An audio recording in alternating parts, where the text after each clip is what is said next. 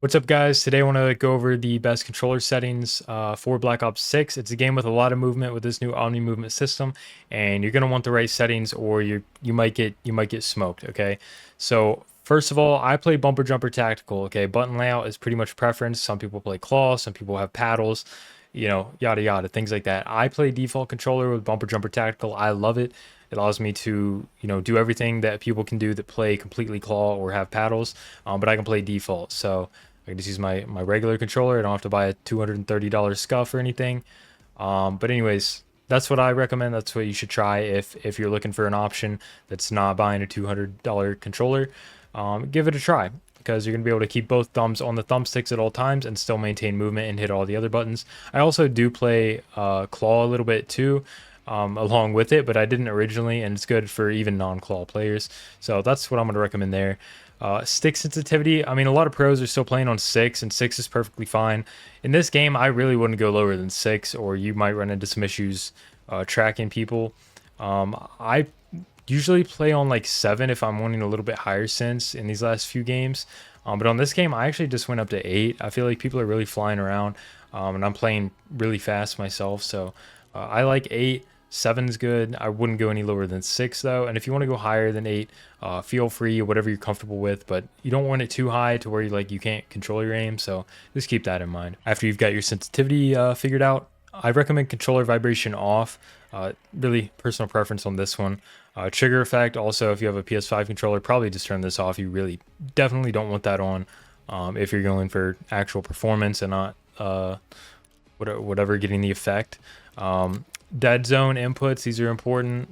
These are actually really important in this game because movement's even more important than it was in previous games. So your minimums, left stick a minimum for your movement stick, put it on 0. It's going to give you like just the snappiest movement. It's going to remove like any possible delay related to dead zone.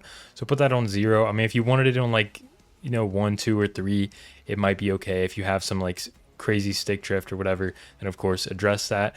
But for most people with a good controller, just put it on a 0 and you shouldn't have any problems. Left stick maximum. This is a setting that historically I've always just kind of left on 99. Basically, this means how far you have to push your stick to activate like your maximum movement. So by lowering it, you don't have to move your stick as far to activate your maximum sprint or your maximum input of movement in whatever direction you move your left stick in. So by lowering this to like 70 or 75, or you can put it down to 50 or 60, I guess, whatever feels right to you. I'm still probably going to experiment with lowering it even more, but I've just got it on 75 for now. So this allows me to just get up to maximum sprint speed just a little quicker and be a little bit more responsive, which really ties in with some other settings really well to just have overall more fluid movement. After that, make sure your right stick minimum for your aiming is on a lower setting. I'm not sure what the default is. It might be like 10 or something. You definitely don't want that high if you can keep from it. As long as you don't have insane stick drift, you want this pretty much as low as possible. I mean, I've even played with it on 0 or 1 a lot of times as well. But really anywhere between like 0 and 5 would probably be good. So just pick a number between 0 and 5 that works well for your controller, that you don't have crazy stick drift, and just rock with that. I'm just going to leave mine on 2 right now. Right stick maximum, just leave that on 99 so that your aims is always consistent. You don't really want to adjust that one down like your left stick. Now for the left trigger, I think these come default on like 10. I've lowered them, the triggers down to like 1. I don't know. I just feel weird about them being on 0. Like I might accidentally shoot. So I just put them on 1. But really anything between like 0 and 5, probably good, or 0 and 10. It really shouldn't matter too much on this. But the lower, in theory, will give you better reaction time because it's going to activate just that much quicker. Whether that's like half a millisecond or 1.2 milliseconds, I don't know. But just put it a little bit lower. Somewhere between 1 and 5 should be most ideal. Switching on over to the aiming tab, we're going to have sensitivity multiplier, which in this game I recommend just leaving it on 1 across the board. In previous games that were a little bit slower in nature with less movement, I like to put mine down to like a 0.9 or 0.85 to get a little bit steadier precise aim when aimed down sights with like an assault rifle or something. But in this game, people are literally diving across your screen like full speed, so you're gonna need to be able to track them. So just leave this on on 1 so that your ADS speed isn't going to be slowed down, because if it does, then it's going to be a little tougher to track these people diving across your screen. And also, if you're very close to somebody, there's like no aim assist, literally no aim assist if you're within like 5 meters in the game of somebody. So that's going to make tracking people even harder as well, because your aim assist isn't going to stick to them. So probably just leave your multiplier on 1 on this game. But I mean, if you really want to put it down a little bit, it's not going to be like the worst thing in the world. But I'm going to recommend you just leave it on 1. Other than that, you can go down to aiming advanced settings, and there's a very important setting here. You want to go to aim response curve type. Make sure you put this on dynamic. Leave and also just, you can double check, but it should be default that this is set all the way up to 1. So make sure you're at the maximum dynamic aim response curve type. And also in this game, I'll mention there is no aim assist type, whereas before you would have like default, and then you would have like Black Ops aim assist type. They removed that in this game, which is good. It's just one. I mean, they've added other settings to worry about, but overall, it's one less setting to worry about, at least in regards to aim. So you do want to make sure this is on dynamic though. When this game first came out, I didn't like find this extra aiming advanced settings menu, and I had this on standard for a while and wondered why my game felt a little off. I thought it was me, but it was actually just a setting. So put that to dynamic, make sure it's on 1, and it will feel just like MW3 aiming. Of course, make sure your target aim assist is also on. But other than that, let's go ahead and move on to the movement tab. I'm going to run through this quickly. If you want a more detailed explanation of the 3 best movement settings overall, I got a separate video on that. I'll link below right now and pop it up on the screen somewhere. But to run you through them quickly, you want tactical sprint assist on. Make sure you have sprint assist delay down to 0 so that you're getting up to your maximum sprint immediately. You can leave both of these on. I have both of these mantle and crouch assist off. I don't think they're really that useful, and they're probably just more annoying than anything, especially the mantle one.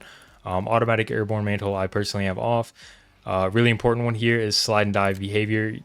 In MW3, everyone was running tap to slide, except for Warzone players, which were running hybrid. But in this game, the dive is very good because you can really shoot in midair while diving, which is really fun and useful in certain scenarios. So you want to make sure you're on hybrid so that you can tap to slide, and also tap while holding sprint to dive. So I explained this and why it's so good in my movement video if you want a little bit more in-depth explanation of, you know, why it's good and how to use it.